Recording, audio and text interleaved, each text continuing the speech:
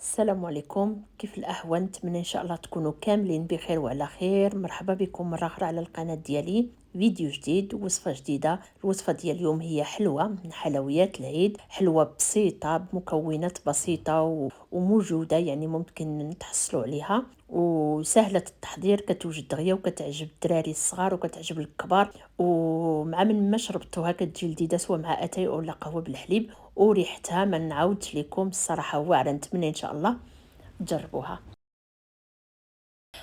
هاد الوصفه هادي غادي يكون فيها 100 غرام ديال الزبده. هي زبده اختياريه، بغيتو ديروا 2 كيسان ديال الزيت ديروا، ولكن انا كتعجبني بالزبده. انا الزبده خرجتها ساعتين قبل من الثلاجه باش تاخد يعني تجي بوماد هكا، ما تعصبناش وتكون بارده بزاف. عندي الكاس ديال الزيت النباتيه، كاس ديال السنيده، الكاس هنا ديال اتاي، سوا كيهز 120 130 ماشي مشكل. هاد الحلوه يعني كيف ما درتو لها كتخرج زوينه، لان فيها هاد الكريمه ديال الفول السوداني كتجي غزاله بزاف. والكاس ديال الزنجلان اللي يكون محمر واحد شويه، بغيتو طحنوه انا كيعجبني كنديرو هكا يعني صحيح. وعندي كريمه ديال الفول السوداني، معلقه ديال القرفه، وساشي ديال الخميره ديال 8 غرام. كان عندكم ديال 7 غرام ماشي مشكل، بحال الغرام ما غيفرقش معنا بزاف. والطحين باش غادي نجمعوا الخليط. هنا في القصريه انا عندي اصلا ديك 100 غرام ديال الزبده اللي كيف ما قلت لكم خرجتها من قبل، مع الكاس ديال السنيده. بغيت ديروا كاس ونص ديروا، انا كنكتفي غير بالكاس، والكاس ديال الزيت. وكنبداو كنخلطوا هاد ثلاثه المكونات اللي درنا في الاول. كان يعني كنحكوا ديك السنيده مع القصريه باليد ديالنا مع القصريه باش تذوب واحد شويه وتنسجم الزبده مع الزيت. كيف ما جرت العاده في بزاف د الحلويات ضروري كان معكو السنيده بالكف ديالنا باش كتذوب واحد شويه. هنا كيف ما قلت لكم ممكن ديروا كاس ونص اللي كتعجبوا الحلاوه بزاف، تجي الحلوه يعني شويه باين فيها السكر. انا كنكتفي بالكاس. من بعد ما تخلطوا المكونات بثلاثه كنبدا كنزيد الكريمه ديال الفول السوداني اللي كندهنوها للخبز، كتجي بها الحلوه غزاله بزاف. انا ان شاء الله من القدام غنشارك معكم بزاف الوصفات بهذه الكريمه هذه. انا هنا هاد القرعه فيها 500 غرام، نص كيلو، درت غير نص، بمعنى رابعه او 250 غرام. ممكن ديروا 200 غرام الا كانت عندكم القرعه صغيره تخويوها كامله، كيكون فيها ديك 245 غرام ولا هكا ديروها كامله. المهم من 250 حتى ل 300 غرام ماشي مشكل. كنخلط ديك الكريمه ديال الفول السوداني اولا الكريمه ديال الكاوكاو مع ديك الزبده والزيت وسنيده حتى كتخلط على هذا الشكل. كنزيد الكاس ديال الزنجلان اللي صهدته واحد شويه في المقله، ممكن تطحنوه، انا كيعجبني هكا صحيح يبان. وديك المعلقه الصغيره ديال القرفه، كانت عندكم القرفه ديروها، ما كتعجبكمش ماشي مشكل ما ديروهاش، لان هاد الحلوه اولا ما فيهاش البيض، ثانيا من السما راسها براسها، لان ديك الكريمه ديال الفول السوداني كتنسم هاد الحلوه يعني بواحد الشكل عجيب. يعني الكاوكاو راه معروف يعني كيجي الريحه ديالو مجهده، يعني بغيتو تستغناو على المعلقه ديال القرفه ممكن. من بعد ما خلطت كل شيء وكنبدا كنزيد الطحين شويه بشويه. انا الطحين ما عبرتوش لان على حساب ديك الكريمه ديال الكاوكاو كاينه اللي كتطلق بحال هذه. انا اللي حليت القرعه فيها الزيت بزايد، الزيت ديال الكاوكاو نيت. يعني غتبقاو تضيفوا شويه بشويه حتى تحصلوا على العجينه اللي غادي تبان لكم في الفيديو. هنا انا الحلوه باغاها يعني باغا العجينه تكون رطبه، تجي يعني حلوه خفيفه هكا تكال. نتوما بغيتوها تجي لكم بحال الكوكيز، غادي تزيدوا واحد شويه الطحين عليا وكتجي معلكه من الداخل، كتجي قاصحه شويه من برا ومن الداخل كتجي معلكه. ان شاء الله من القدام غادي نشارك معكم كيف ما قلت لكم وصفات اخرين بهاد الكريمه هذه ديال الكاوكاو. هنا كنجمع العجينه كيف ما قلت لكم، بعد غادي نوري لكم القوام ديالها. كنزيد دابا في هذه المرحله كنزيد الطحين غير شويه بشويه وكنجمع. واخا تعجنوها هكا ماشي مشكل، ماشي بحال الصابلي اللي كيكون سينسيبلي يعني حساس، خصكم بلا ما تعجنوه بلا ما غير تجمعوه.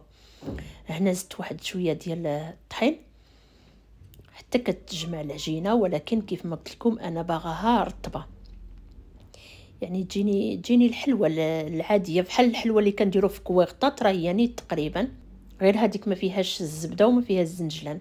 يعني كنديروا غير الزيت والطحين والسنيده والكاوكاو. هنا الناس اللي ما عندهمش الكريمه ديال الكاوكاو ياخذوا غير 250 غرام ديال الكاوكاو ويحمروه سواء في الزيت او لا في الفران. انا كنفضل في الزيت. يدفى واحد شويه وطحنوه مزيان حتى يرجع كريمه وكتستعملوه في هذه الحلوه. هنا من بعد ما تكورت العجينه في يدي صافي، راه كنعرف بان صافي ما غاديش نزيد الطحين اكثر. من بعد ما وجدت العجينه عندي هنا اللاطات ديال الفران فرشه ليهم ورق الزبده احسن باش نضمنوا الحلوه ما تلصقش، خصوصا هاد الحلوه فتيه واخا فيها ليدام راه فتيه بزاف، يعني من الاحسن ديروا ورق الزبده. هنا عندكم جوج الاختيارات، بغيتوا ديروا الحلوه تجي لكم مشقه اكثر من القياس تجي لكم بحال البهله، راه ملي تكوروها ما تضغطوش عليها بزاف غير واحد شويه. انا ضغطت عليها بزاف لان ما بغيتهاش تجي لي بحال البهله، بغيت تجيني مبسطه بحال شي بسكوي عادي. نتمنى ان شاء الله يكون فهمتوني. كنستمر على هذا الشكل هذا. في هاد الوقيته هذه انا عندي الفران مشعول على 180 درجه. 180 درجه هي الحراره المتوسطه، يعني الناس اللي عندهم الفران ديال الغاز يديروا حراره متوسطه، هذيك هي 180 درجه. وكندير اللاطه في الوسط. هنا ملاحظه اخرى، بغيتوها الا ما يعني الا ما ضغطتوش على الحلوه خليتوها شويه عاليه بغيتوها تخرج لكم بحال البهله، راه كتطلعوا اللاطه الفوق باش تشقق لكم اكثر وكتجي بحال البهله. رانيت هاد الوصفه توظفوها في البهله نيت. الا بغيتوها بحال يعني تشققي واحد شويه كديروا اللاطه في الوسط. هنا ضروري كتخلي واحد المسافه ما بين الحلوه والحلوه لانها هشيشه بزاف كتسيح، وفي نفس الوقت راه فيها الخميره. وصافي كندخلوها كطيب حتى كتحمر هكا وكنخرجوها. كيف ما قلت لكم انا تشققت لي، ولكن نهار اللي كنبغيها تجيبها البهله وتشقق اكثر كنخليها شويه مكركبه وكنطلع اللاطه الفوق كتقرب العافيه.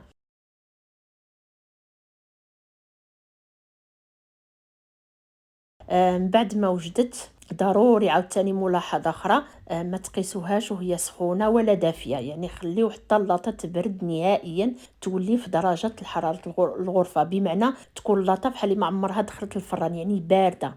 ديك الساعات تهزوا الحلوه ديالكم لان كيف ما قلت لكم هشيشه بزاف، ما فيهاش البيض فيها غير الليدام وديك الكريمه ديال الكاوكاو. بغيتو تغبروها بالسكر كلاص وديروها في كويغطات زوينه الصراحه كتجي زوينه. بغيتو ديروا هاد التزيين اللي درت انا كيعطيها عاوتاني واحد الجماليه اخرى الصراحه. انا درت خويطات بالشوكولاط الابيض ورشيت رشيشه خفيفه بالبيستاج، ما تكتروش الحاجه فوقاش ما تزادت يعني. درناها اكثر من القياس الصراحه ما كتجيش زوينه.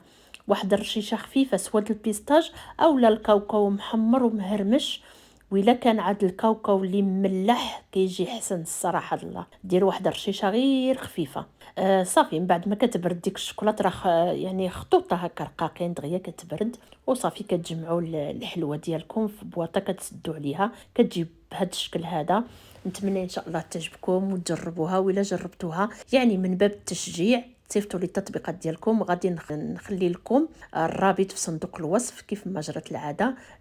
شكرا لكم المتابعه الفيديو، والسلام عليكم ورحمه الله.